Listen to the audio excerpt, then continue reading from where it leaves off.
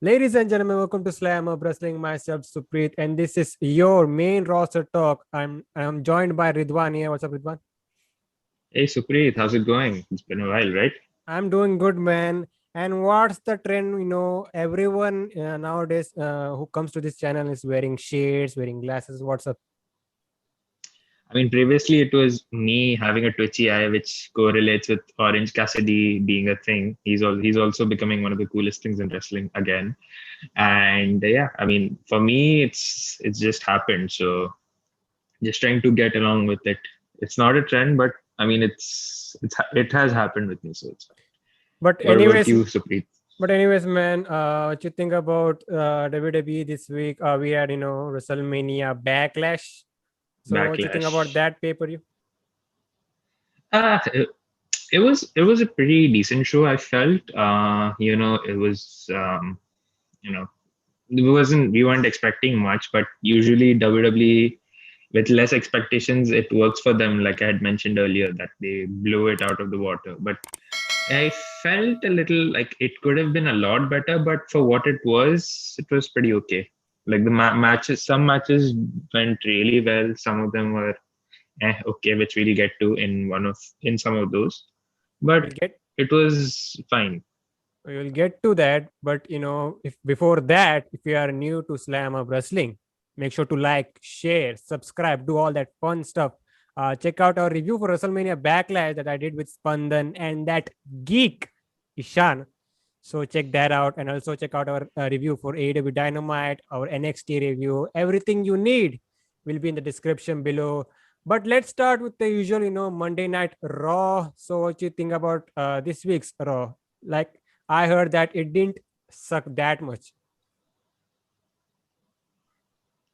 I'd still take a 10% improvement on this, like than usual, because I felt I didn't enjoy as much, but it was slightly okay. Like there was one thing that happened which we like and which any of our listener would like. So in that case, it was a pretty decent show. But it fell into the usual category for me. Like how badly do we criticize it every week? And so let's start. I think this was the main topic. So, they kicked off with Bobby Lashley, MVP, celebrating their win from, WrestleMania Backlash. So, Lashley came out. I was about to say the whole train, but I will call it the almighty train. You see what I did there? So, Yes. they had your usual promo segment. So this all led to Lashley issuing an open challenge. So before I move forward, why is a heel in Bobby Lashley starting to issue open challenges? And what's with the open challenges? Isn't Sheamus also doing the same thing right now? Yes. Bobby, do you really call Bobby Lashley a heel at this point?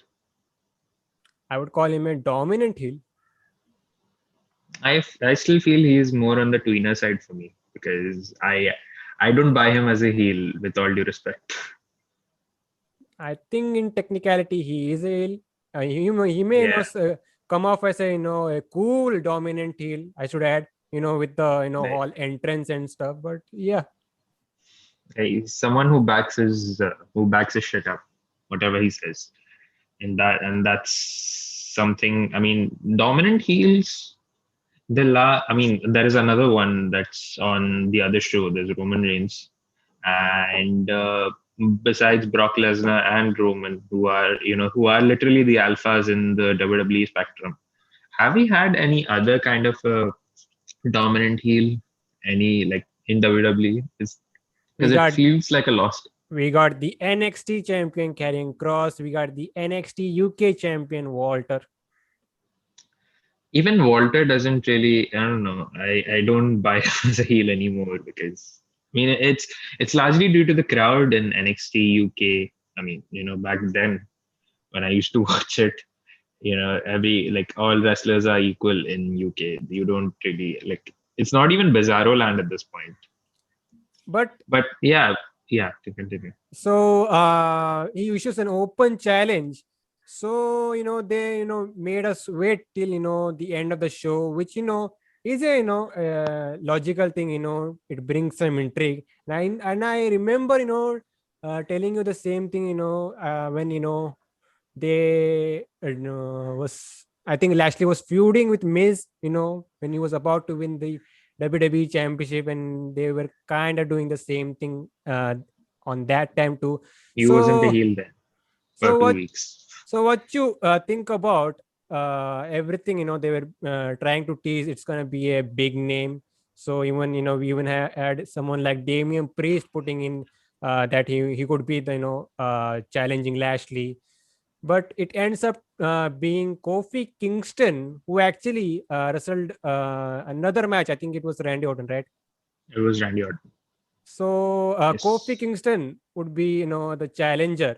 So we were promised that we are about to get a WWE Championship match, but MVP said, no, no, no, no, no, no. We are not putting the title on the line. So we get a non-title match.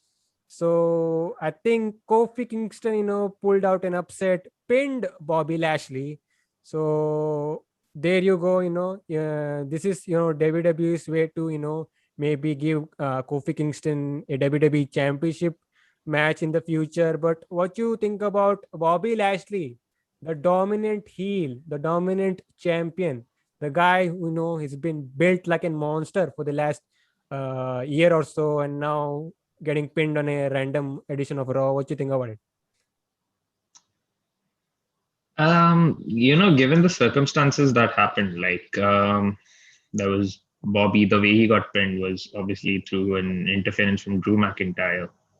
So that was their best way to protect Bobby, even though I don't think. But like you were mentioning, right? How MVP, changed it on the fly and made it a non-title match, which puts Kofi over in a way because he's already won a match on the night and he knew he could beat Bobby.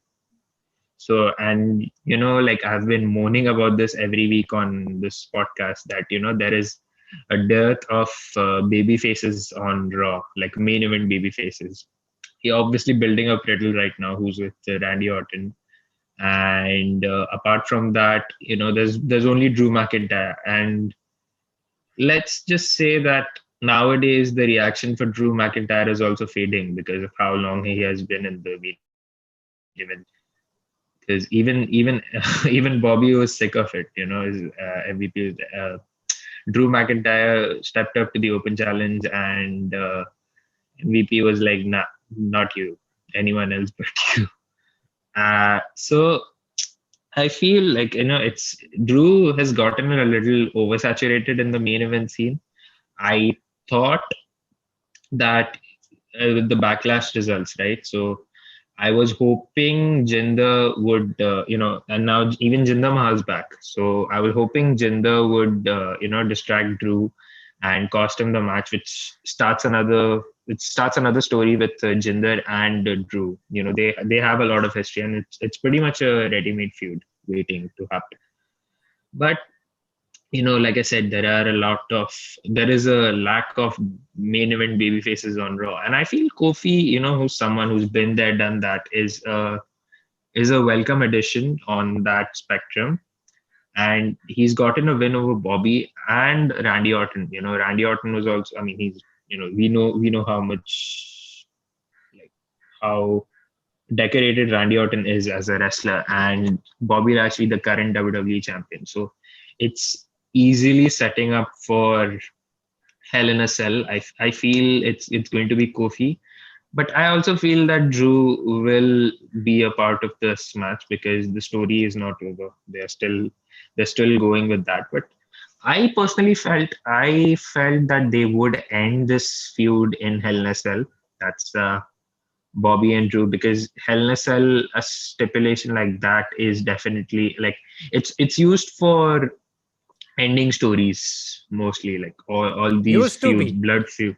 Yeah, used Used to to be. be. Now Yeah. it's a yearly pay-per-view attraction, which fucking sucks. October But comes, let's do Hell in a Cell. We now it's have, in June. yeah. I think I have a reason for why they are doing it when we get to the SmackDown review. But to the Bobby Lashley situation, I think they do this Kofi Kingston match in a random episode of Raw, Raw. and Hell in a Cell will be Drew McIntyre versus Bobby Lashley again, and This this makes time. more sense actually.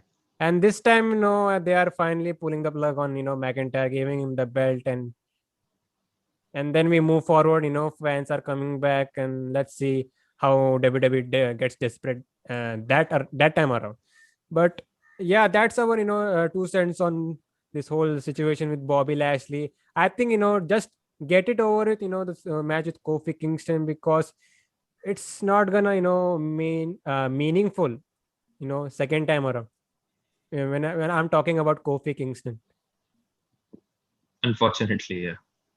But But what? it was a surprise. No, it was So a good surprise, I was saying.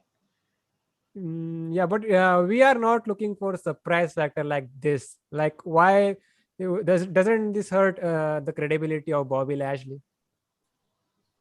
It does a little bit, but if it's at the expense of building a new contender, but unfortunately, it's Kofi in an instant because we are so into wanting new stars and what like I was wanting it to be someone who's near and dear to your heart. I was hoping it was Keith Lee, but unfortunately, it wasn't. Where is my boy Keith Lee?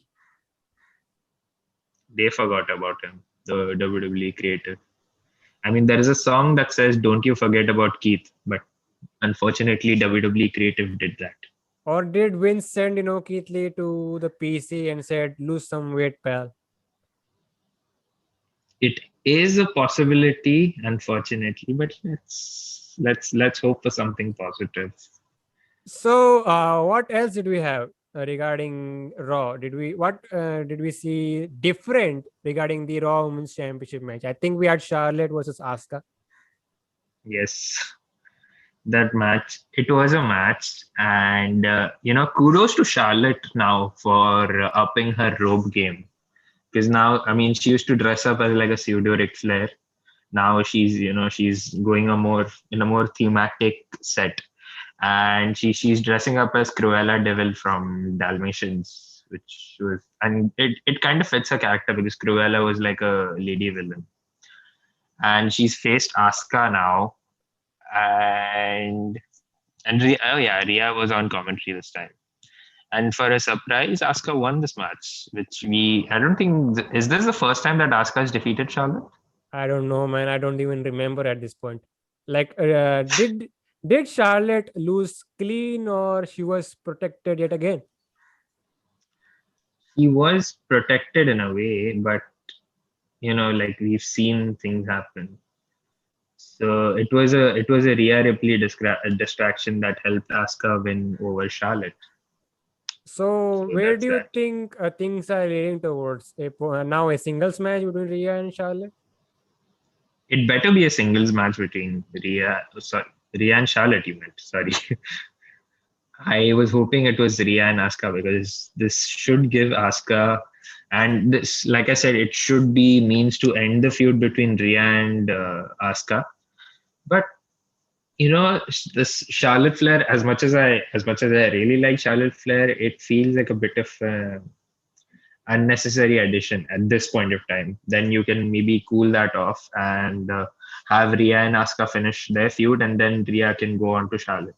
And I feel that story makes more sense on if you're building up.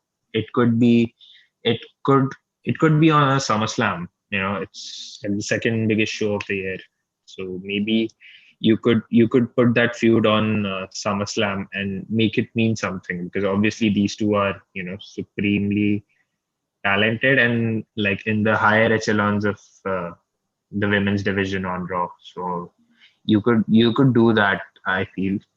But why would you do Rhea versus Asuka again when Asuka has been pinned twice now? Wins and losses don't matter in WWE. But as a fan, why would I care about Asuka, getting yet another shot and beating Rhea this time? She never got a one-on-one. She never got a one-on-one rematch. But again, WWE follows this rules in whenever they feel like. They, these rematch clauses are disabled now. It seems, but it happens and it doesn't happen. So you don't even know what are they going with at this point. And speaking about the women's division, what is Alexa Bliss doing? She says that she is now targeting someone in the division. So last week, I think she was trying to target Shayna Baszler. So this week, I think she doing the same. What happened? It's just there. Like I can't comment anything on that, because if I do, everybody will be behind my ass about that. But let's call it what it is. It's a story that's happening. And speaking of Alexa Bliss, did you hear this rumor about Bray Wyatt? It seems that he's also having a bit of mental health problems, so he's taken a break from Yeah, WWE. I did hear. I think it is there is legitimacy to that story. I think Bray posted it about it on his Hmm. Instagram post, and there are stories that he's still not recovered from the loss of Brody. So Yes, yeah, I think this is a bunch of emotions for him. I think there is a certain part that the whole bad creative in WWE is also affecting him in some ways. But I mean, can you blame him for that? yeah, but I think I hope he gets his shit together and comes back with an open mind and hope WWE does something with and speaking about this whole story with Alexa, what do you think the end game is? Does Bray is the one that ends Alexa Bliss's evil run for good? Given that Bray is on a break right now, so it could lead to some storyline implications that he might step aside, let Alexa run the show, and then maybe Bray comes back and ends it once and for all, because he's the Fiend after all, right? The hurt heel thing. But I feel it's leading to an Alexa Bliss title run, unfortunately. Like, she'll just mow through people, whoever's there on the lower cards. Probably would obliterate Nikki Cross some point. And who else is there? Like, Lana and Naomi are there. Um, then these Jax and Baszler are there. She's targeting Shayna Baszler right now. And besides them, are there any more female superstars on the division? Do you want Becky to Lynch is there, but I feel she's going to SmackDown once she returns, because of the whole couple situation on a show. the women's division over there is dead, man. Like you can't think about anything other credible stars. Like you could add Rhea, Asuka, Charlotte. You could make Shayna Baszler go after the title, but they still have them pairing with Nia Jax, but there's that whole division. I feel that's going to split some point in time, now that they've, spoiler, lost the women's tag team championships. But we got So but you we could got see, another rematch for next week's Raw. yes, that's a thing still. And by the way, did we have yet another Eva Marie video package for this week? We did, and it was just the same as what it was previously. Like, her message, that is not the thing. Is she But trolling us? Is she trolling us with this whole that she's a superstar, big star, she something like that? was she was trolling us back in 2016 with her fake outs from matches. And remember when I said 2 weeks ago that she could be a manager? Yes, we I discussed about the possibility of that. Yes. I say scratch that. This she is here only to wrestle. It doesn't look like she's gonna be managing someone. I mean, with her messages, you could. I mean, it's pretty much leading to that. But that was that was still a speculation, like how we would have how we felt that would have been better off. But I feel even if it's for wrestling and it's the main roster, you only need to show how good of a character you are more than how good of a wrestler you are.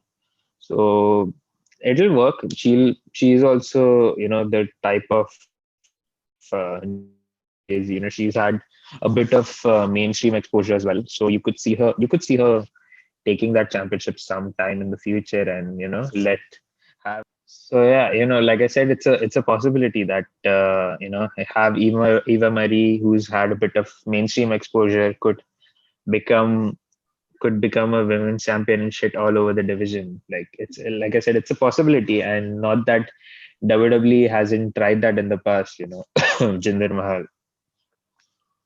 And yeah, you mentioned Jinder Mahal. Did you check out, the interview that I think he did with BT Sport? They were, talking about his 4-year anniversary of him Of winning the Backlash WWE Championship. I think it was in 2017 Backlash. 17 Yeah, so Backlash. he was talking about that run, and he was the one point that stuck out to me. He said that it was not a Indian experiment. It was not to they were not trying to recreate the stuff they did with Great Kali from 0708. So do you buy into that statement? Bullshit. They were trying so hard to capture the Indian market. Otherwise, they wouldn't have picked Jinder. They would have picked Bollywood boys winning the tag team championship if it wasn't this thing. Because Bollywood boys are far more talented than Jinder. I feel that. But it's rubbish. Like how bad they were badly trying to capture the Indian market. We had those weekly segments with Jinder. How he's like for the 1.3 billion people, and Jinder was, before the tag team championship, he was a bloody is too far. I'm sorry, I shouldn't say that. He was a jobber. Like he was in the lower, like he was even bottom than the jobber territory. He was so bad. He had only won 8 matches in like what 4 years or something. Something like that. And yeah, and then they strapped a rocket up his ass and took him to the main event. And he won the whole damn thing, held it for like 170 days. And then they suffered with ticket sales in India. They were supposed to have a two-day show in India, which got cut to one. And he had a match with Triple H, which he lost as well. It's rubbish, whatever he's saying. Like, and I like Jinder. I grew it his title reign, like over time it grew on me, yeah, as much as I hated it back then, because it felt like a very cheap play for them to just trying to advance into the Indian market, which is like you could have done that to Roman Reigns as well, who is very beloved in India. You could have just you just carried on with that back then. Like even you talked about the title and not being that bad. Even his presentation, it was great. He had great It great was great. character. Yes, I mean he carried himself like a champion, which was quite rare for the time back then, and it was like 4 years ago. But still, like there were at that time there were better contenders for the championship. You had Shinsuke, you had AJ, you had Cena, who was still wrestling. You had Orton, you had Owens, Zayn. Corbin was also getting there slightly, and they ended his Money in the Bank reign by Jinder. And you separated Chad Gable from Jason Jordan to make him a star. You could have done that with Chad Gable as well. You had Rusev. There were so many guys you could have chosen to elevate up the card, and you chose Jinder while you were trying so hard for the Indian market as well. Which all of whatever he said is rubbish, I feel. But credit where it's due for his championship reign. It wasn't like I said, it grew on me over time, because I wasn't a fan of how they were trying to do it. But later on, with his presentation, and his matches were okay, passable over time. And he did improve in the ring over time as well. I felt so. The only thing I hated about his reign is that poor Shinsuke Nakamura got sacrificed. Yes, that was the whole racist angle, right? Where you guys rook the same. It was terrible. Like It was it hurt. Yeah, it I think it was not even the racist angle. It was him just losing. yes. It hurt Shinsuke in the long run because you after that they made him win the Royal Rumble, which we felt like all is going to be right in the world, and then he lost repeatedly as well, which was a poetic low blow to his main event push if you think about it. I think the damage was done by that point. But yeah, that's the Pretty one much. negative I could pick out from Jinder's title reign. 1.4 billion people. So this is how he spoke. But now, if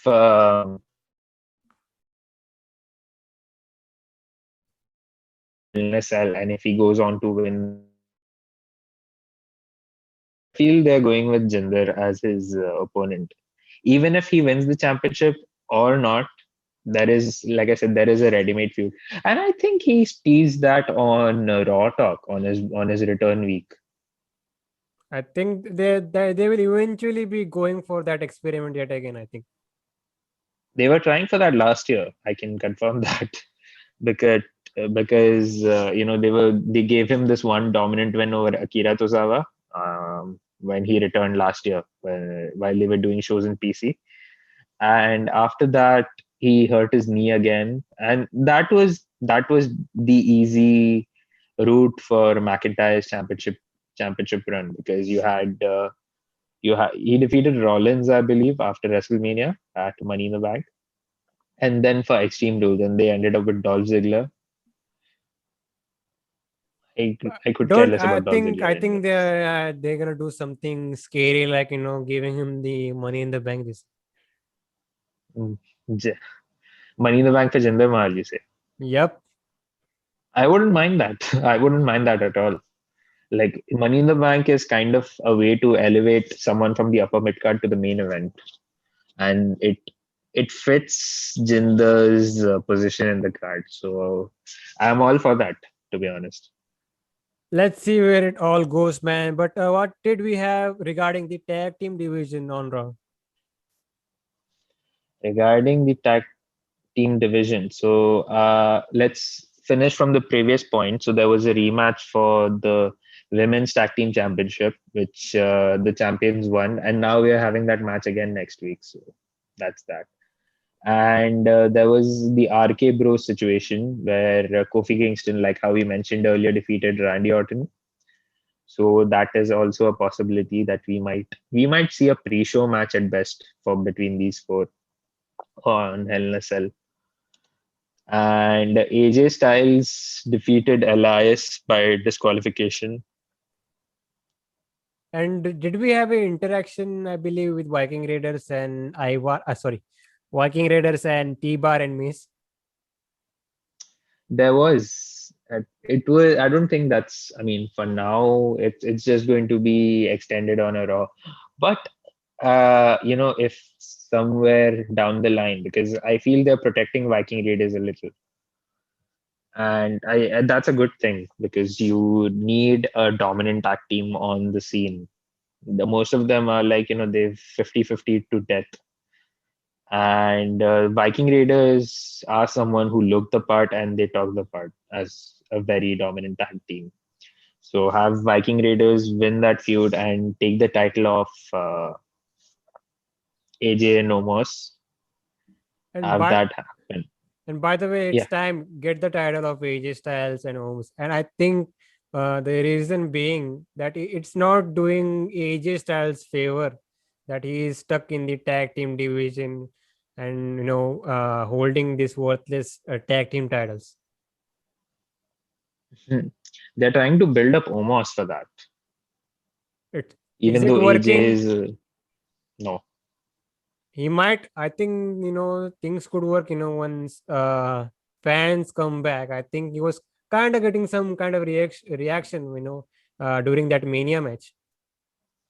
Yes, because the entire story was about Omos if he could wrestle, and they are building up to that slowly, steadily. Till now they're doing it, but I feel it's still too soon to say that it's not working. But uh, let's see. Like I think they'll hold it off till the crowd comes back, and once the crowd comes back, then they can decide who to, whether to take the title of them or not. And once crowd comes back, then you will get to know what stuff actually sucks, what stuff actually is good on WWE television. Yes, I mean, even I think I heard this on NXT on your NXT review by Spandan. He had said that this entire year and a half of pandemic pandemic wrestling was like a good chance to experiment people from NXT to the main roster, and try to give them exposure on national television, and then check out what sticks and what not, which will be like the Viva test for these wrestlers later on. So But that's a thing. Yeah, but continue. yes, like WWE won't be going easy this time. Like they won't put Alexa Bliss like every week. No, they know this is getting booed out of the building. No matter the crowd, no matter the venue. Yes, uh, but most of it worked like when Bray was the champion. When Bray debuted the Fiend character, it was something cool, and the fans loved it. But then Hell in a Cell happened, which hurt his character, and then people still cheered for him. So we're not sure what is it with Alexa. If only the internet is to be believed. But let's see how once the crowd comes back, only they are decided. And then like if it's getting some form of reaction, whether it's good or it's horrible, they'll still go with it. Like it happened with Nia Jax and Roman Reigns. They've been doing that for all these years. And silence is death in wrestling in terms of crowd reactions. So might as well just see what sticks and what not. So let's get to I think we had Damian Priest versus John Morrison this week, and we had another lumberjack, but this time no zombies. And speaking about zombies, what do you think about that whole stunt that they pulled out at the pay-per-view? It fucking sucked. There you go. It was terrible. Yes, it fucking sucked. And they were trying to promote the movie, which just released on Netflix, Batista's movie, Army of the Dead. Army of the Dead. My bad. So this lumberjack match that we had on Raw, it was fine. Like the match itself was, both of these guys are like their styles clash really well. Pun not intended. And again, like it's the same. It was like filled with sane lumberjacks, and Nikki Cross was also one of the lumberjacks. If you noticed, Yes, they that's a thing decided to now. put her somewhere in on that 3 hour slot. And it's kind of sad because she's also supremely talented. And this time last year, she was doing wonders with the sane Alexa Bliss as well. Look how And far has she fallen. so I think Damian Priest would, get yet another win against John Yes, Morrison. And I wonder if Miz wasn't injured, how many rematches would have been we've been seeing with Priest, Miz, and Morrison? and this would have been the end of it anyway, Like they should, because like this should yeah, have been ended way long ago. yeah, it didn't need to go till Backlash, but it didn't need to be a lumberjack match as well. Like they could have just had a match and have, even if they could have made it a handicap match and have Damian win, because Miz and Morrison wouldn't have been hurt by the loss. It's their character of being just goofy jerks. At having Damian Priest, and like we mentioned, from teaming with Bad Bunny to becoming the Archer of Tomatoes, and now to this. Even if there have been a bit hiccups on the way, but they've booked Damian Priest quite strong, and this could be a good pass for him to challenge Sheamus for the United States Championship, because that's a feud that needs to happen sooner or later, because both of these they'll deliver some hard hitting matches, and I'm all for that. But let's talk about the Miz. So poor guy, I think in his 2 decade career, you could say, got injured. I think it was. I think he It's an twisted his. ACL. Yeah, it was his ACL that he pulled or injured. So yeah, there goes. We were saying that he's been in this game, in this industry for this long, for because of his wrestling style, because it's quote unquote soft. But even if you wrestle soft, there are chances that you could something could go wrong. So there you go. King of safe style, the Miz. But it actually, the Mrs. injury, it does not just benefits him. So on one hand, it gives a time off to the Miz, who has been you could say consistent for all these years, and now he gets a big break. But I Yes. think this time off, I think it is better for John Morrison, I guess, because we Yeah. were waiting for for them to split this two, just so can John Morrison can do something better, do something in that mid card. And now it's gonna work now that he doesn't have Miz on the background. He could do John Morrison could do his stuff, have some great matches at, and now it's a time he finally breaks out. It's like the since he has been back, it's he has just been the lackey of the Miz, and he is The now Miz. breaking out. Exactly. They had this one Universal Championship match with Braun Strowman for, I mean, that was also at Backlash last year, I believe. And he had a few US tag matches like few months ago with Riddle and Bobby Lashley. Besides that, it's fine. I felt, in fact, Morrison got more title shots than The Miz in all this while, even if he was being The Miz's lackey. But if, like you said, this is a good chance for Miz to recuperate, and when he's back and there is a crowd that will welcome him with open arms. And ACL injuries have worked more often than not in turning a superstar. There was it happened with Seth Rollins as well to an extent. He came back. They produced this documentary of him, and then he came back. Even if they put him up as a heel. And who else can I think of? Edge had an ACL injury in 2009, 2010. He came back as a babyface. It could work with the Miz. Like maybe John Morrison wins a US title, or maybe like challenges in the main event and then says like I'm better off without the Miz. And it's an interesting spin because if you remember back in 2019 when Miz and Morrison were mid card champions, and there was this pay per view, forgot the name, Bragging Bragging Rights. rights. It was like a Raw and SmackDown show where all these were fighting each other. At that time, Miz was the heel and Morrison was the face, and they had the story of who's the Shawn Michaels and who's the Marty Jannetty and then of the tag team. And then Miz proved to be the Shawn Michaels of the tag team, and Morrison was unfortunately in WWE. He was the Marty Marty. Jannetty. Yeah, he was the Marty Jannetty.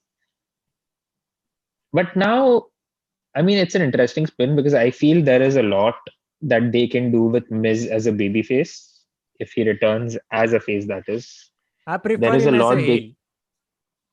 anyone would, and this his work shows that. But I even when they turned him, back in 2019 when they turned him against Shane, there was a lot they could have done with him as a face. But then they decided to give him a character who has daddy issues, and then someone he just kept on losing, which hurt his character in the long run. I feel he deserved, like, even if we were saying that at the start of the series that if they were going to give Miz a championship run like a few years ago, it would have worked very well as a face. Even if there was a rumored plan that they were trying for WrestleMania, that Daniel Bryan as the heel and Miz as the face, even that would have worked. And Miz, for someone with again, he was also one of the guys who had his documentary, and then his rise over the years. He's openly stated like his career wouldn't have panned out the way it did if he hadn't worked hard enough. That in itself is an inspiring story of how he started off as a reality TV star, and then he rose up the ranks. He was kicked out of the locker room for eating a piece of chicken, and then slowly he rose up the ranks and became the WWE champion, and then he fell, and then he rose back. It's an inspiring story. And how can you boo this guy with for someone with a story like that in real life? But yeah, there is a lot of potential. If you look at that, there is story when Miz eventually comes back, and the main story was we were talking about. They have to concentrate now a bit more on John Morrison if we have to get to that That, stage. that's going to happen for sure. And Morrison is someone who's been in WWE, like, even if he hasn't been for this long, like he had a 9-year hiatus from WWE, but he's still is a household name by itself, because people from like the previous eras or generations know the type of talent he is, and he's going to do just fine without the Miz. So I'm not concerned about that. It's just that how they book him, which is a stigma in WWE, unfortunately. So we had moving forward, we had, I think, Sheamus and Ricochet yet again. I think they had a rematch on Raw. Yes. But before we get to that, let's talk about the stuff that happened with Ricochet on Twitter. So I think there was some fan who's comparing who is the best high flyer, Ricochet or Io Shirai. So Ricochet, he commented and he said something like that he can, Io Shirai is good, but athletically he can do a way lot compared to Io Shirai. So this triggered, all the Io Shirai stan, all the fan club, and they were, destined to cancel Ricochet. So this is not a kind of a big deal, but the fan club, the stands made it. So any words on this whole situation we are on Twitter? Ricochet, I mean, talking more on the fan side on Twitter, and wrestling Twitter I mean, Twitter in general is quite toxic. I've been part of, I mean, the sports I follow, like I am in touch with like cricket tweets, football tweets, all of them are equally as toxic. But wrestling Twitter is like people believe that they are gimmicks by themselves, and they think quite highly of themselves, which is rubbish. But Ricochet fucked up, man. There is no better explanation than saying that Ricochet, because I mean, obviously you're going to trigger someone with in it big fan following on this platform, and given Ricochet's booking history, he should have kept his mouth shut, I felt. But Then there were like memes, like there is then he was a meme on like during the New Year's time, where him and his girlfriend were hosting parties without any social distancing. So his reputation is very much tarnished at this point but from this.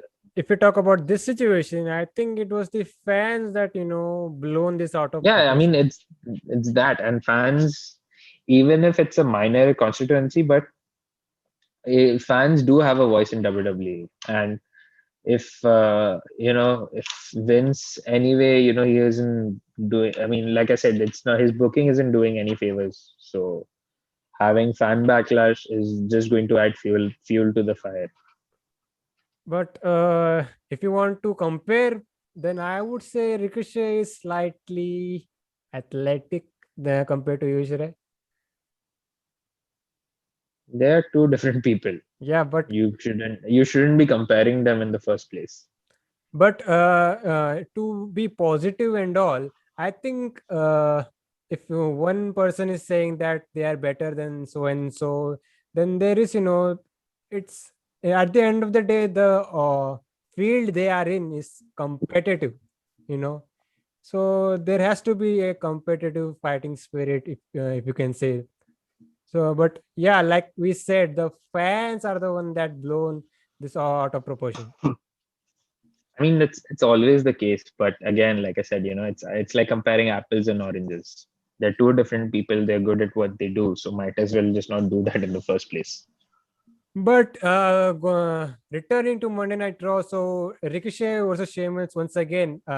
For I think this was for the United States title, or was it a non-title match again? I think it was a non-title match because they didn't mention that, I believe. So I think Sheamus beat Ricochet yet again, or was it Ricochet that got the win? It was Sheamus. It So was Sheamus. This is no other. There wasn't going to be any other result than that. so as of now, I am not feeling Sheamus's US title reign. I mean, you could say they were trying to build for something with Humberto, but Humberto got injured, and now that this Ricochet thing is also maybe in the back mirror, they might use Damon Priest, so that's going to get. Hopefully, they use Damon Priest, and that gets good matches out of these people. But what happened to Mustafa Ali, man? Kind of I sad, I think he has gone back to catering, only working main events. unfortunately. Because they were having these good series of matches on main event, and then that also got forgotten about, and they chose someone who lost that series of matches. But and yeah, I think I talked about this on the review for WrestleMania Backlash. That Raw, the mid card on over on Raw is kind of underutilized. Like Oh, very much so. if you brought those guys on TV, that US title picture is gonna look great. There's so many talented people, and to think of that, they're just holding up names from NXT as well. Mansoor, he wrestled for 1 week, and then he also went to catering. So he was just a 1 week customer. But like compare, I think if you want to compare both Raw and SmackDown, the IC title picture over there looks better than what is going on over on Raw. Oh, 100%. Like like I said, they're actually caring about booking SmackDown well than Raw, even if it's led by the same person on both shows, Bruce Pritchard. But Paul Heyman he has some influence on SmackDown. I mean, yeah, you could say that, but again, he's not working full time in the creative like he was last year. But yeah, man. So this was regarding the US title picture. What else did we add? Are we missing something regarding Raw? Yes, there was a match between Drew Gulak and Angel Garza, and I am shocked that they actually let Garza have the win again. Yeah, So this time, he shoves the rose in Gulak's throat instead of his ass. So that's a positive, at least I both guess. guys are getting TV time. Yeah, both guys are getting TV time, and the match was really nice. I mean, both of these guys are talented, so it's not a surprise that they'd give a good match. And besides that, I think we are done with Raw pretty much. There is nothing that I can see, Let's but let's quickly yeah, get to SmackDown then, man. The good stuff. yes, But before we yeah, get to the good stuff, let's get this over with, man. Velveteen Dream has been fired. yes. Uh, I It think, was a long time coming. yeah, for most people were waiting for this day, since the whole speaking out thing happened. Even And before that, no, you his could say that. his allegations predate the whole speaking out movement. So But the speaking out moment was a little more impactful compared to the other story he had. yes, I mean it was a way like there were a lot of people who did get sanctioned. There was this guy in NXT who they were doing the whole Conor McGregor shtick with, uh, Jack Gallagher. Ah, He was released like instantly on the day he wrestled a match on 205 and he got cancelled. but Then the lot of yeah, continue. yeah, if you think about it, like Triple H, I think he really wanted to give this guy one last chance. That's the reason he was, he stayed for that long. No, for sure. Like I mean, it's more of a fan theory, and it rings true with how they've run the whole talent situation in WWE. That WWE, I mean, we've mentioned in the past that they love pushing homegrown talent. Like there's the four horsewomen. I mean, even if you don't include Becky Lynch, like all of them were kind of homegrown. I mean, like I said, I wouldn't count Becky Lynch as one, but there's Charlotte, there's Sasha, there's Bayley. These three have like made most of their name in the Performance Center to NXT to this. I think that was the reason they kept even Lars Sullivan for so long, because he was one of Triple H's pet projects. And there's Velveteen Dream as well, who was being heavily featured on. He was being heavily featured on NXT before the whole speaking out thing began. Like We also there were, have Matt Riddle and Austin Theory on the roster. So yes. I think with Riddle, like from what I know, it's like his I mean, his case is still going on. So how they manage that, it remains to be seen. But with Austin Theory, I feel like if he wouldn't be featured on TV so much had the allegations not been cleared, because he was on national TV before, like when his name came up in the speaking out movement. But I feel that's something that they've taken care of. But again, there is no proof of that. So, I still have my reservations, even though I feel like they see a lot of future in Austin Theory. that's They an do. I investment. think, yeah, that's a long-term investment for Triple H. But But yeah, yeah, I think WWE is being fair enough, with these allegations. They are, trying to dig in deep. If there is something comes out, then they will take that decision to release them and get this all over with. but with Velveteen, it still felt like it was way too late, because the proof was staring them at the faces and they still didn't take any action.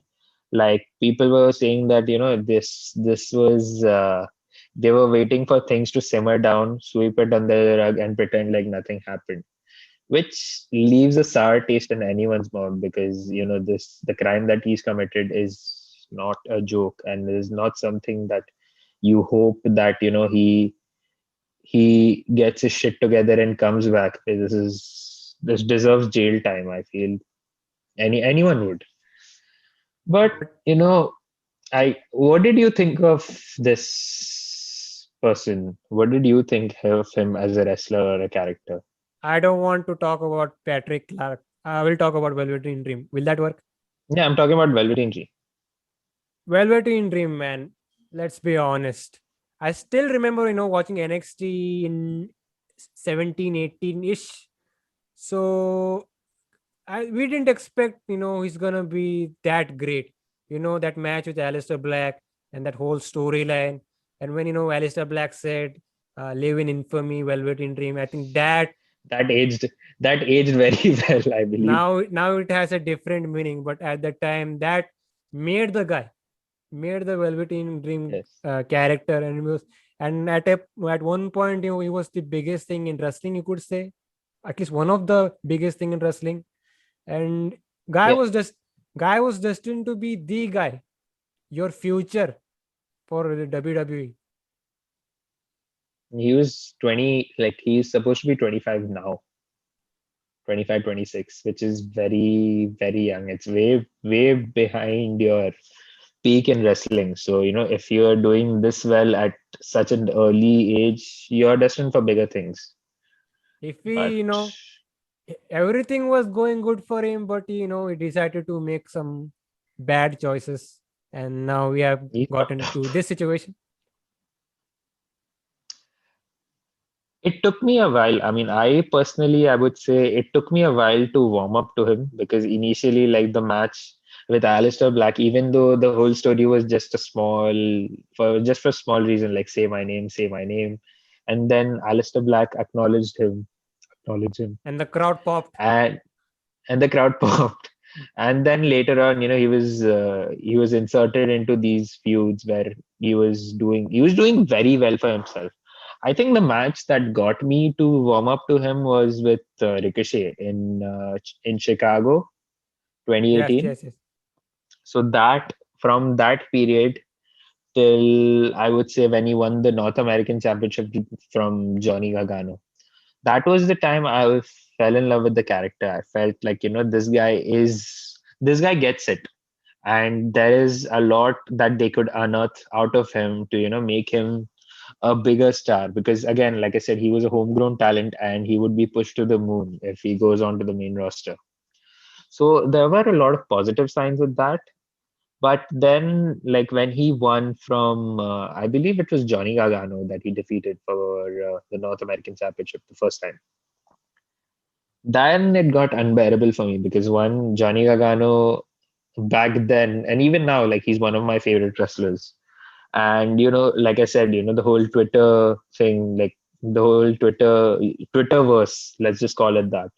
The Twitterverse got hella toxic out of that, and all these stands, the fans and everything. So it really bogged me, even though it was like he's taken the title of my favorite wrestler.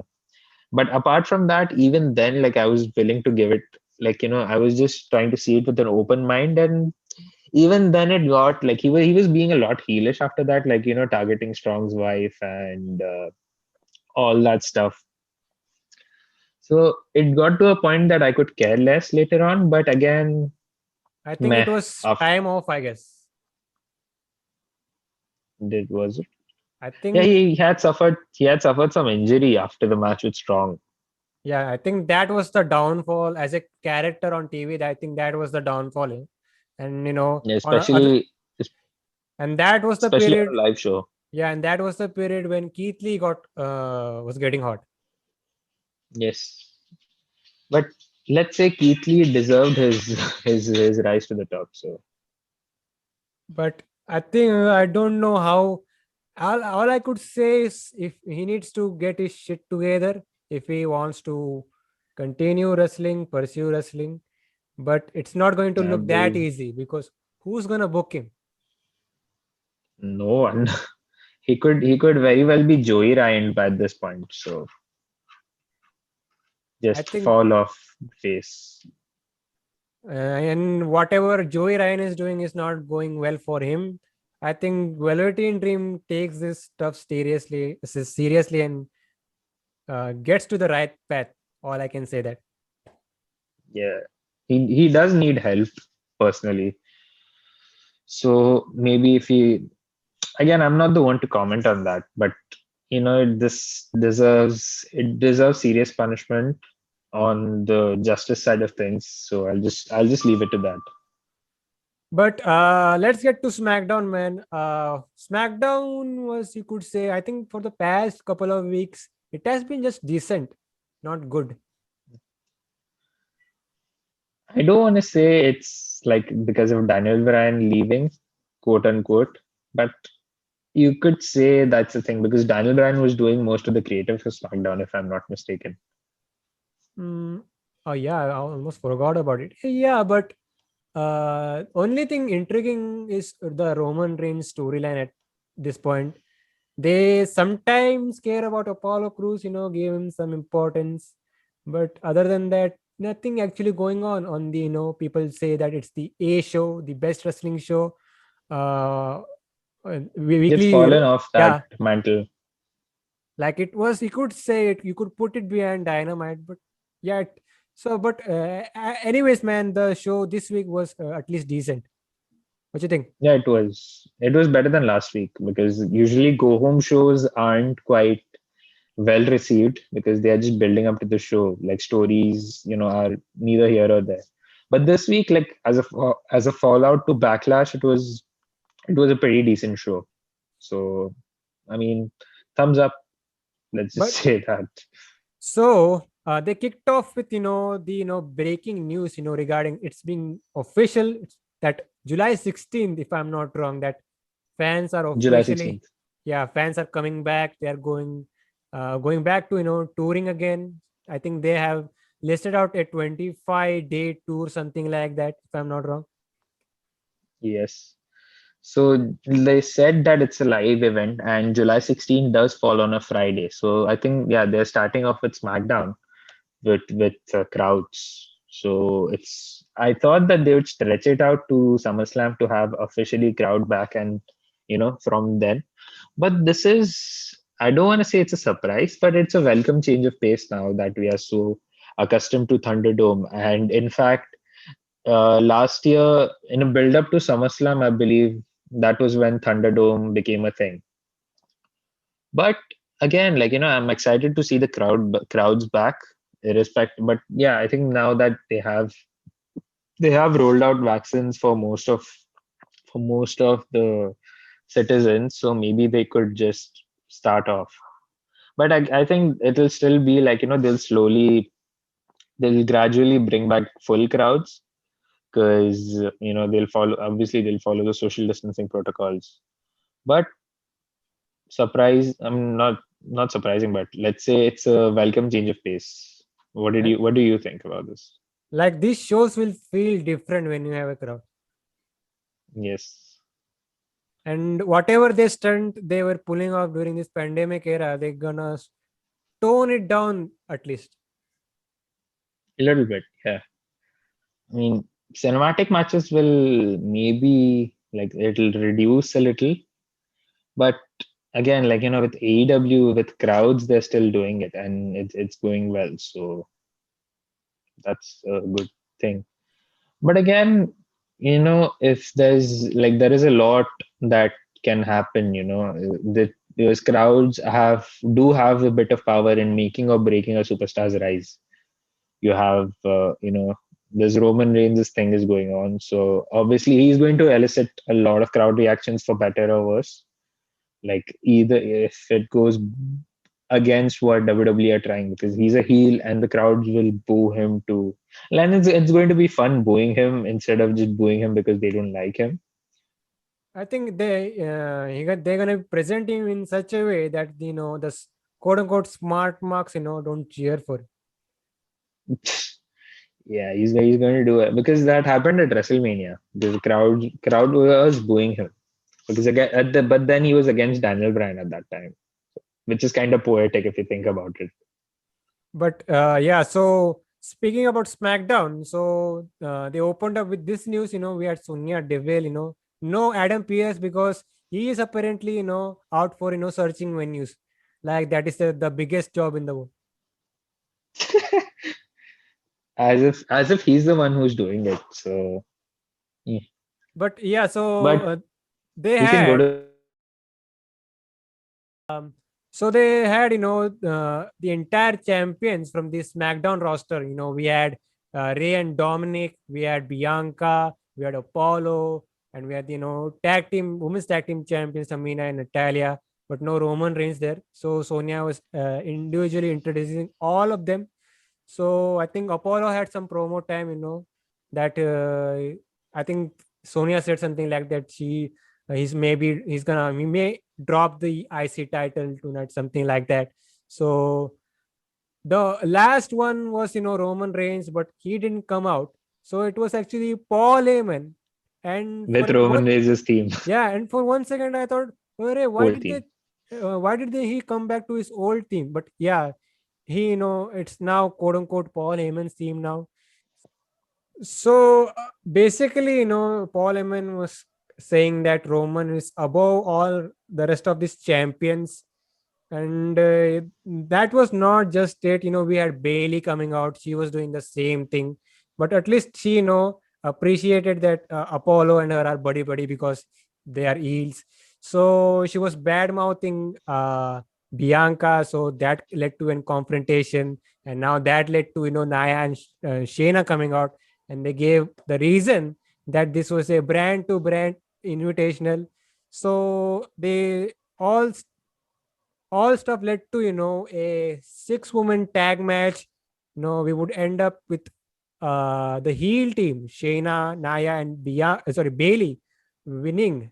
And they, as a result of this, they have booked yet another rematch for the tag titles. So there you go.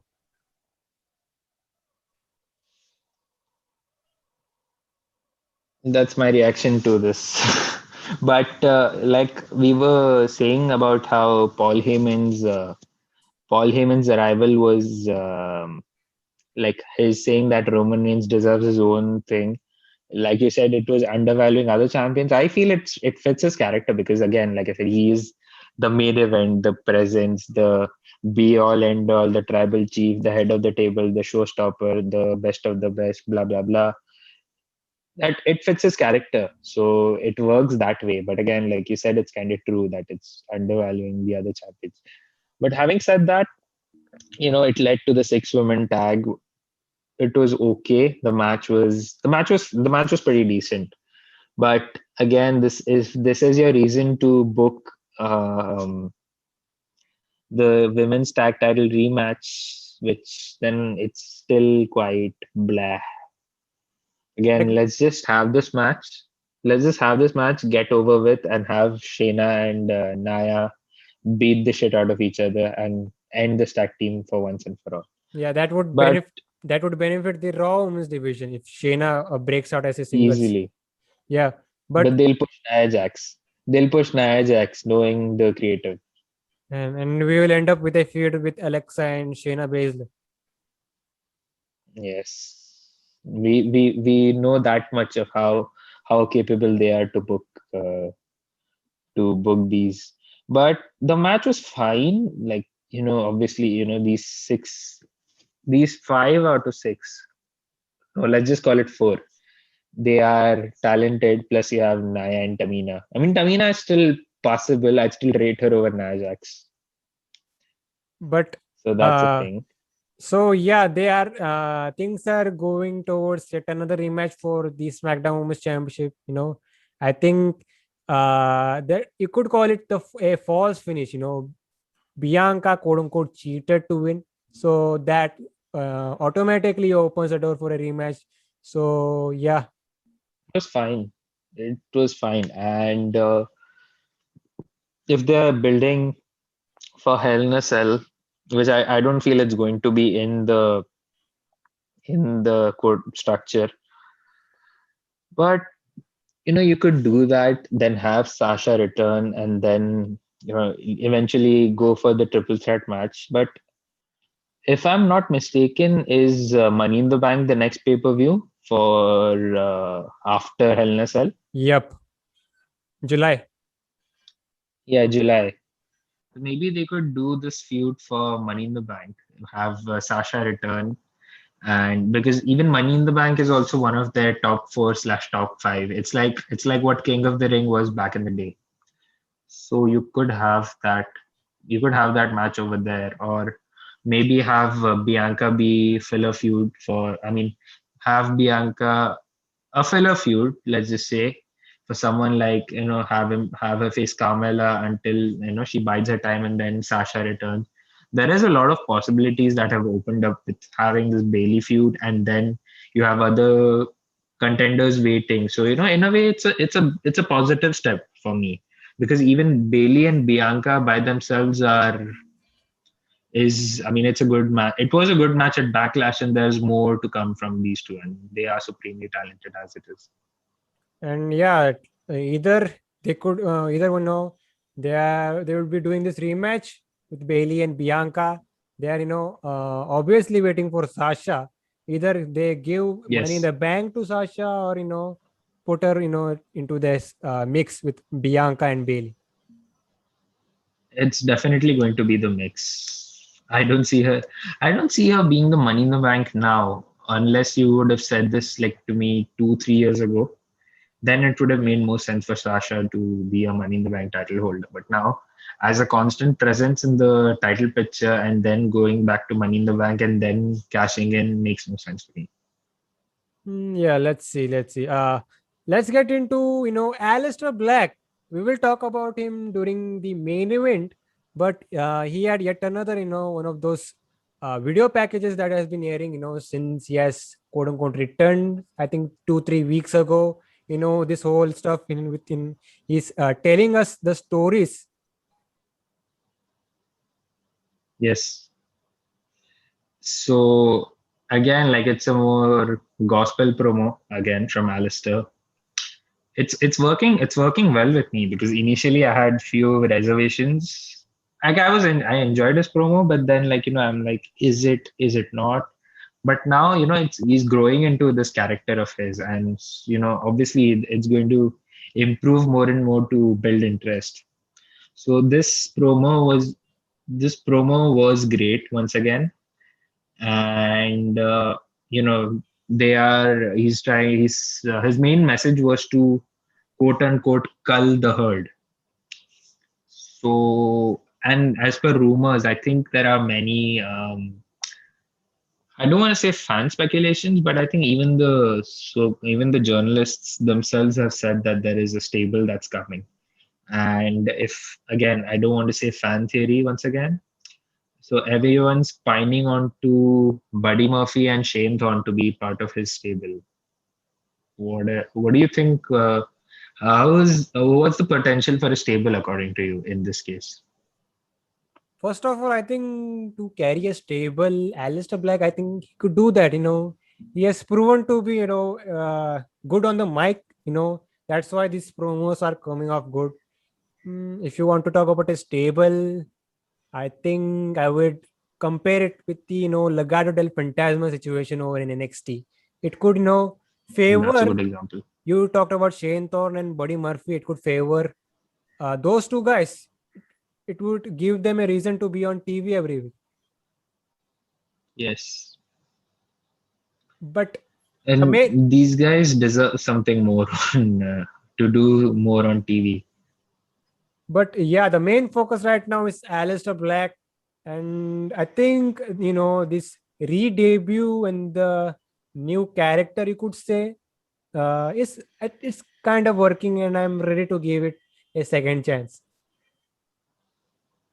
For sure.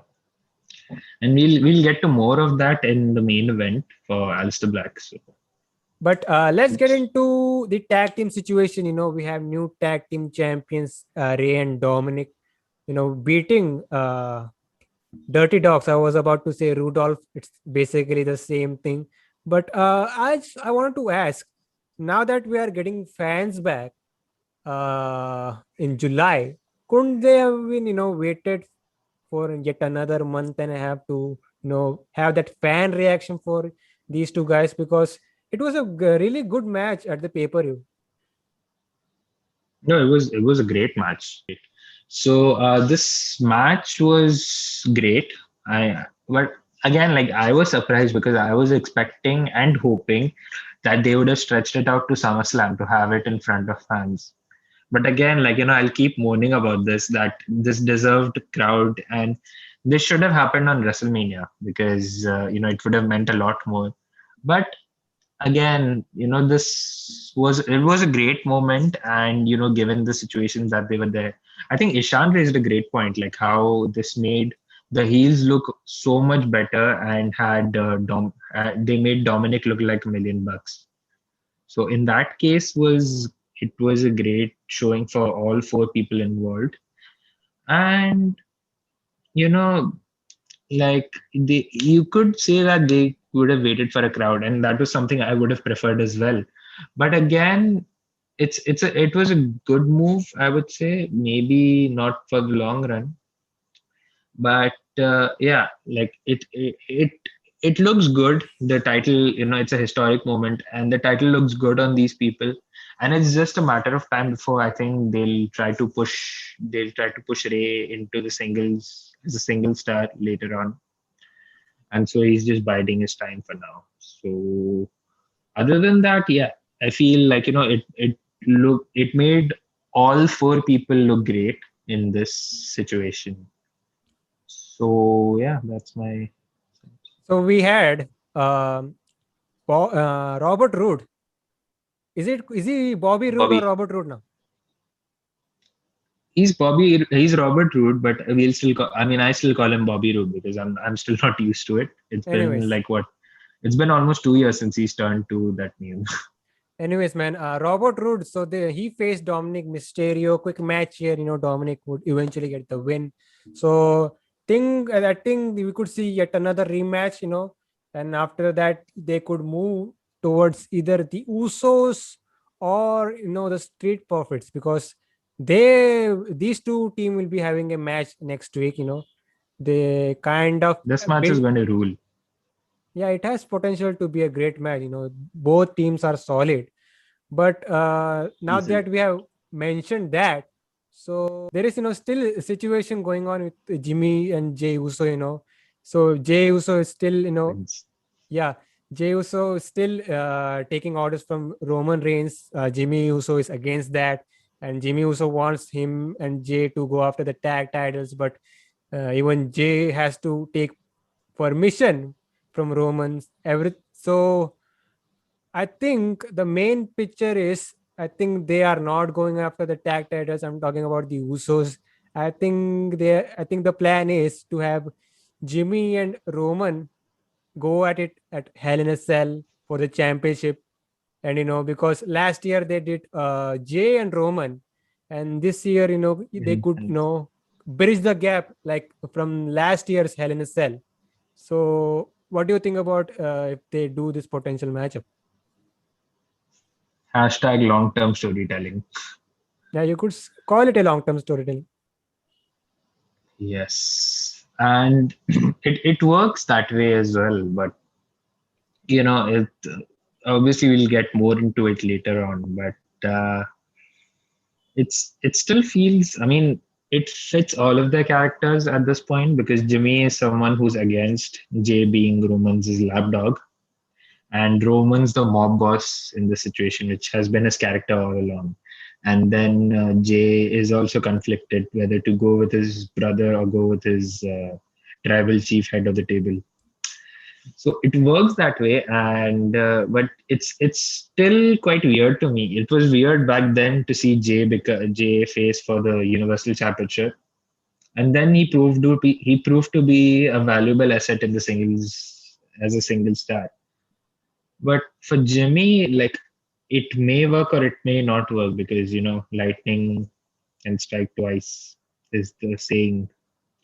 But I'm keeping an open mind about this. Obviously, they have blood with them, as in blood relations. So obviously there was going to be some chemistry, and this match is going to rule as much if they make Roman and Jimmy as a Universal Championship match.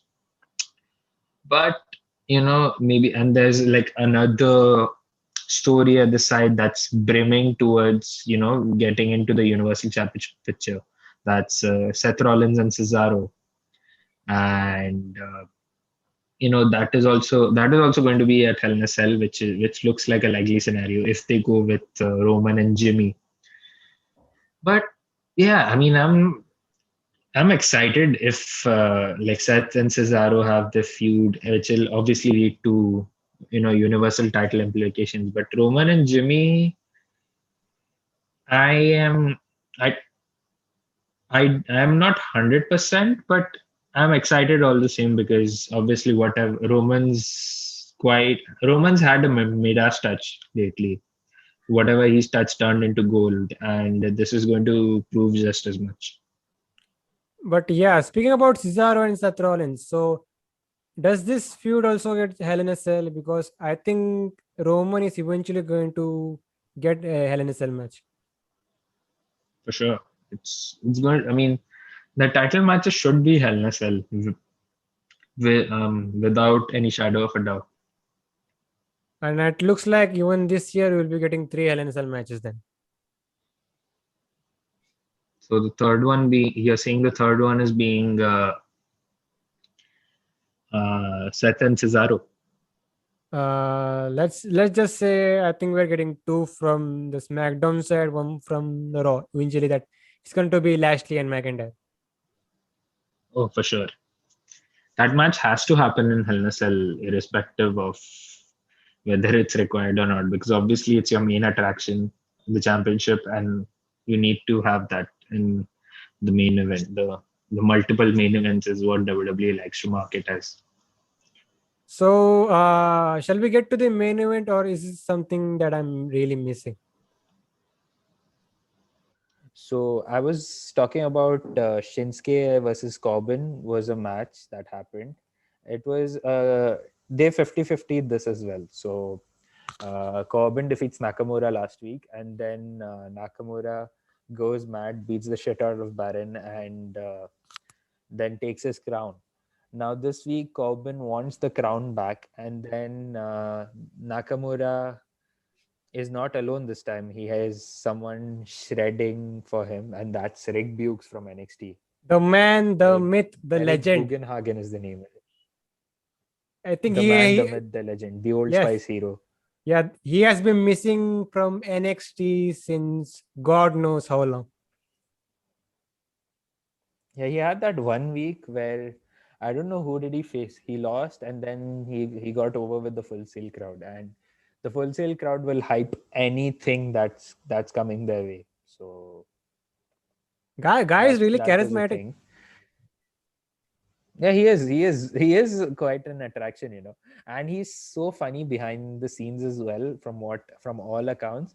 Like, you remember when last year when Seth and Ray had that eye for an eye match, and Rollins He, was cutting a promo. He's he like, shouted Ray something. Mysterio, and then this he can see, he can see, and then Seth Rollins loses completely live on TV. I So think, I mean, he's quite charismatic.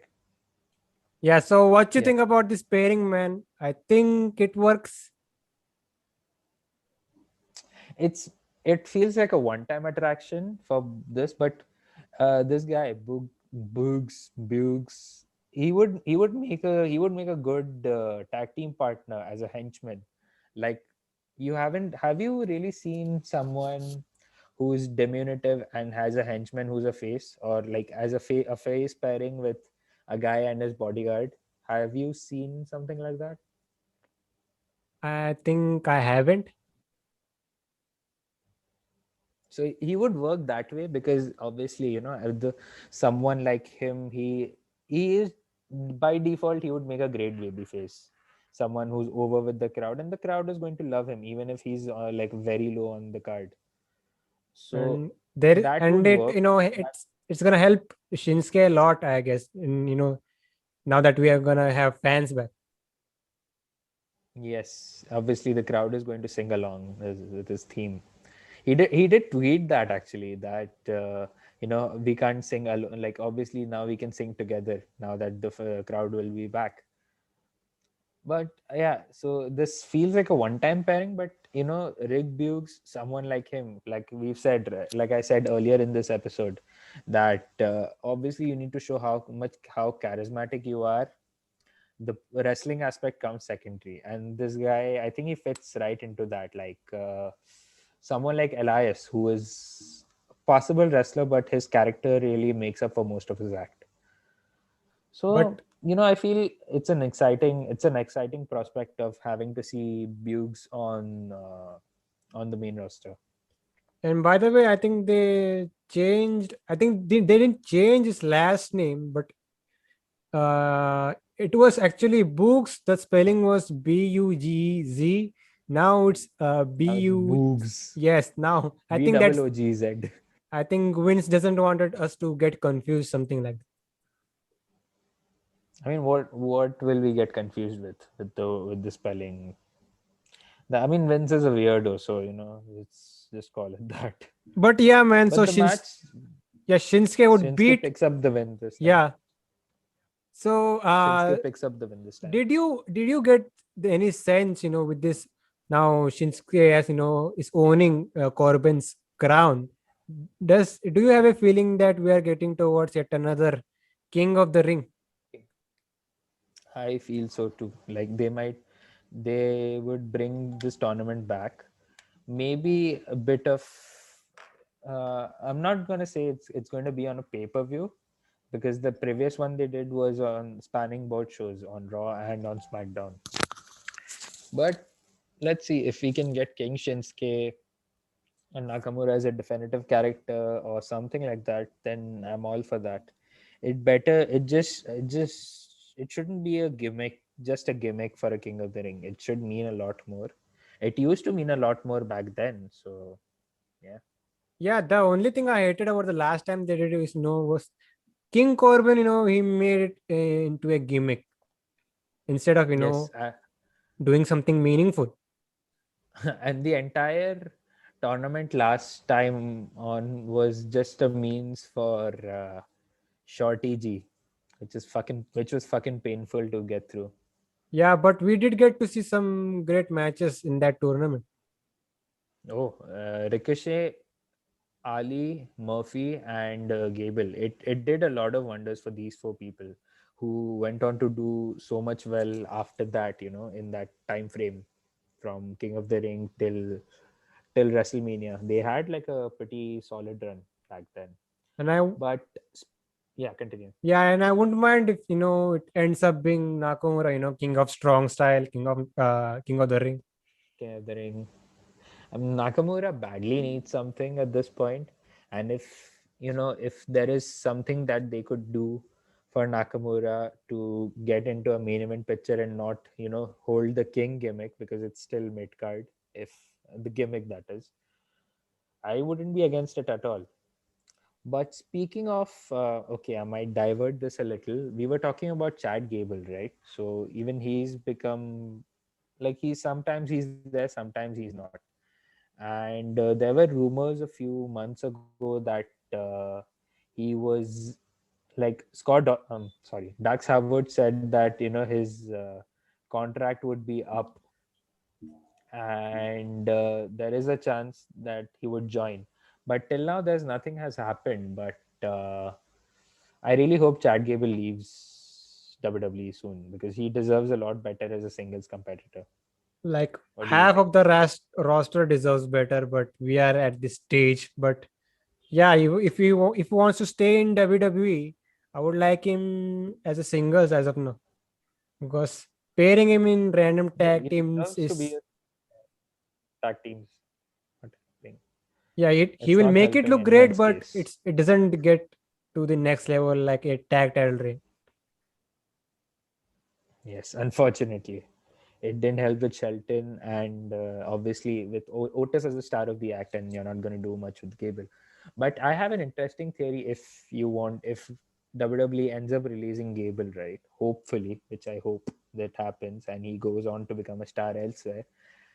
If for example, if he goes to AEW and he forms a tag team with Anthony Ogogo as the Olympians or something like that. No, I think he could do better stuff than teaming with Anthony Ogogo. He could just wrestle I, somewhere. yeah, he could wrestle, but both of them being together, even if they are into singles by themselves, it would be something different than what we are seeing in WWE. But I would be up for that if it happens. It's like a fan theory at this point. Chad Gable is so talented, man. He just could wrestle for a living in any promotion. Yes. Well, I want him to go to New Japan personally. He could go to New Japan. He could go to Ring of Honor. Go for the Pure Championship. He could do something with Impact. He can literally succeed anywhere. Just not a tag team, but yeah, let's hope. Let's hope so. But yeah, man. So I think we have covered everything regarding SmackDown. So it's time we get to the main event. Yes, the main So event of it the was show. for the Intercontinental Championship. It was a fatal four-way. Apollo Cruz defending the title against Kevin Owens. We had Sami Zayn and Biggie. Biggie. So I don't know. I was confused with Biggie and Nakamura now that we were talking about Shinsuke. So Nakamura was still on my tongue, unfortunately. so But by the way, the match this turned out to be really great. it was an amazing match. Like obviously, these four are so talented, and I wouldn't rate it. I would rate it behind the Zayn Owens, Miz and Cesaro that happened like 2 years ago. It was that good for me. I enjoyed the hell out of it, even with the last minute twist of Aleister Black costing Biggie the match. And it was But I looking like, yeah, and we when we got to the last moment, it was looking like, yeah, they are taking off the title of Apollo Crews, when Biggie came in and he was about to get that pin, but here, the lights go out and we see Aleister Black coming out from the aisle. So this got, Biggie distracted, and Aleister Black would eventually come in, hit Black Mass on Biggie and just leave. So Apollo Crews was finally able to retain. So there you go. Biggie is, taken off the IC title picture for now. Now he has a ready-made feud it with, worked well. yeah, he has a They ready-made feud did with it in a good Alistair. way. Yeah. So Yes. yeah, that leaves Apollo to move on from Biggie and go to someone else. Maybe continue with Kevin Owens or something. Yeah. Kevin Owens and Apollo, and even Sami Zayn. I mean, with Zayn and Apollo, the story writes itself, but having Owens in the picture also works. But again, there are a lot of talented people on the SmackDown midcard scene, so you could use any one of them; it would be just fine. But this was like a very clever way to put Biggie out of the title scene, because Aleister Black is coming, and with the rumored stable, and Biggie will be without his stable. So it's going to be an interesting dynamic, because obviously if Biggie had New Day around him, and it would have been like an overpowering situation, as Biggie always has his stable and Alistair and his opponent does not. Now the tables have turned, and now Biggie is without his stable. So it's an interesting dynamic, and with the talent involved, it's going to rule just as much, I feel. I think other than Roman Reigns, we have yet another guy to look forward to every week. Yes, and it's a positive step, and like how we spoke about Paul Heyman secretly. I mean, you had mentioned that Paul Heyman was secretly writing SmackDown with some influence, and Aleister Black was working wonders on Raw under Paul Heyman's direction. So you could say there is a bit of that same said influence on the SmackDown creative side, or it's working all the same. Yeah, man. So that's really going well, with regarding Aleister Black. But the other thing I forgot to mention before we wrap things up, that we saw a little crazier Seth Rollins. Yeah, we do see, outlandish Seth Rollins every week, but he seems to go to that crazy, out of this world type of, attitude every week. Yes. But in this case, it worked well for him, because obviously he's deranged. He looked completely deranged, out of his element. And losing to Cesaro at Mania with the whole swing has made him gone mad. So it's worked really well for him. And obviously it's planting the seeds for an eventual Seth and Roman feud later on. But how do we get to a Seth Rollins babyface turn remains to be seen. But again, even if it's a triple threat in this case, also I'd be fine with that.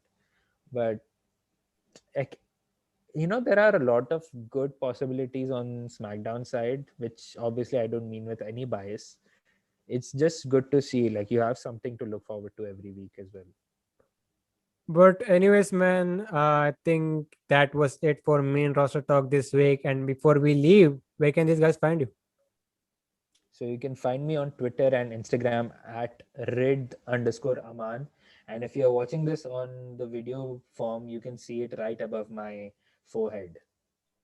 You can find Slam of Wrestling on Twitter at Slam of W, Instagram at Slam of Wrestling. You can find this review in audio version as well in Anchor and Spotify as well. So this was the main roster talk, and we'll see you guys next time. See ya.